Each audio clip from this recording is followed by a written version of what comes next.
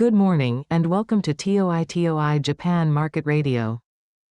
I'm coming to you from Tokyo on Saturday, January 11, 2026. For those of you tuning in, this show is designed specifically for global investors who are tracking Japanese markets or managing exposure to Japan. Today we have a bit of an unusual setup because the Tokyo market was actually closed for a holiday, but there's still plenty to unpack given the headlines coming out of the region. Joining me as always is our portfolio manager who focuses on Japan macro. Let's start with the big picture. What should investors know about the landscape today? Thanks for having me. So yes, the Tokyo market was closed today for a public holiday, which means we didn't see live price action in Nikkei 225 or TOPIX.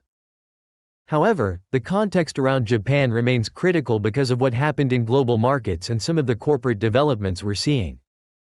The key theme investors should be focused on is heightened volatility driven by renewed trade tensions, specifically fresh tariff threats from the United States, which have rattled risk sentiment globally. At the same time, we're seeing selective strength in Japanese industrials and some encouraging signs in the startup ecosystem. So it's a mixed picture, but one that requires close attention, especially for anyone with significant Japan equity or currency exposure. That's a great overview. Let's dive into the tariff story first because that's been dominating headlines. We saw a sharp sell-off across global equity markets, with reports indicating that Tokyo fell nearly 4% in recent sessions on the back of President Trump threatening additional tariff hikes. Can you walk us through what actually happened and why this matters so much for Japan specifically? Absolutely. So the core issue is that President Trump has signaled he may impose further tariffs, and that's reignited concerns about a broader trade war. For Japan, this is particularly painful because the economy is heavily reliant on exports, especially in sectors like automotive, semiconductors, and electronics. Companies such as Toyota, Sony, and semiconductor manufacturers have significant revenue exposure to the U.S. market. When tariffs go up, it directly threatens their profitability and competitiveness. The nearly 4% drop we saw reflects investors' pricing in that risk immediately.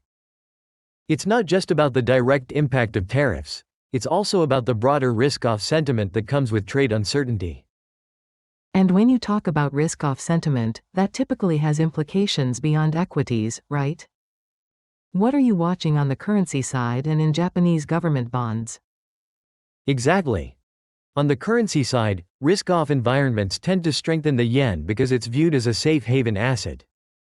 So even though a stronger yen is generally seen as positive in terms of stability, it actually creates a negative feedback loop for Japanese exporters.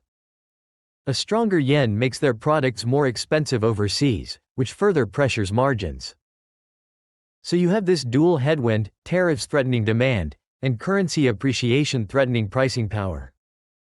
On the JGB side, we'd expect flight to safety flows to push yields lower, and we have seen some modest declines in 10-year yields. However, with the Bank of Japan continuing its policy normalization path, that downward pressure on yields might be somewhat muted compared to past episodes. That's a really important point about the yen dynamics. Staying with the equity theme, though, there was an interesting divergence in the market. While the Nikkei 225 declined 1.63%, Kawasaki Heavy Industries actually posted a gain of 3.18%. What's going on there? Yes, that's a notable outlier and it tells us something important about market structure right now. Kawasaki Heavy Industries operates across several sectors including aerospace, defense, and industrial machinery.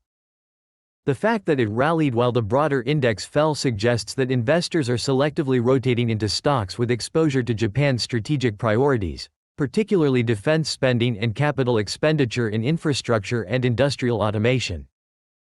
Japan has been ramping up its defense budget significantly, and companies like Kawasaki Heavy are direct beneficiaries of that policy shift. So even in a risk-off environment, if you have a strong fundamental story tied to government spending or structural themes, you can still see inflows.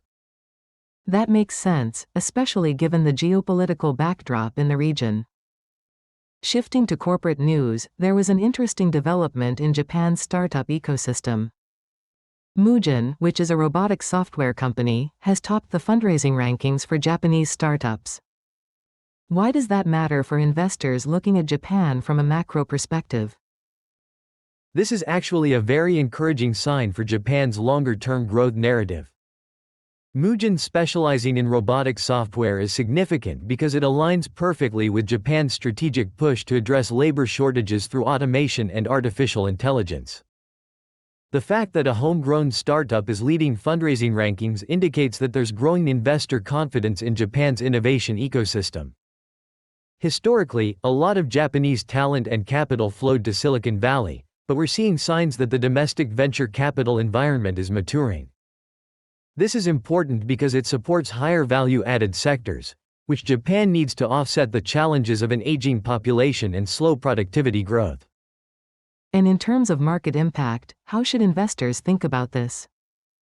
Is this something that moves the needle for equities, or is it more of a slow-burn structural story? It's more of a slow-burn structural story, but it does have some near-term sentiment implications. For equities, particularly in the robotics, industrial automation, and technology sectors, this kind of news provides a modest positive tailwind. It validates the thesis that Japan is serious about innovation and that there is domestic capital willing to back it. However, the startup sector is still relatively small compared to the overall economy, so it's not going to be a major driver of Nikkei or TOPIX performance in the short term. On the yen side, there's minimal direct impact, though sustained success in startups and tech could support longer-term confidence in the currency if it improves the growth narrative. JGB yields are unlikely to be affected at all. This is just too small relative to the macro drivers like Bank of Japan policy and fiscal dynamics. Understood. So we have this tension between near-term headwinds from trade policy and some longer-term optimism around innovation and strategic sectors. Bringing it back to the tariff issue for a moment, how do you think this plays out over the next few weeks or months? Is this something that could escalate further, or is there potential for de-escalation? That's the key question, and unfortunately it's very difficult to predict because it's driven by political decisions rather than economic fundamentals. What we can say is that if tariffs do escalate, the impact on Japanese equities could be substantial.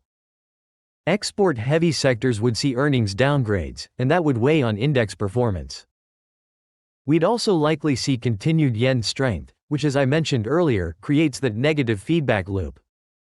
On the other hand, if we get signals of de-escalation or negotiation, you could see a sharp reversal in sentiment, especially given how much risk has been priced in already.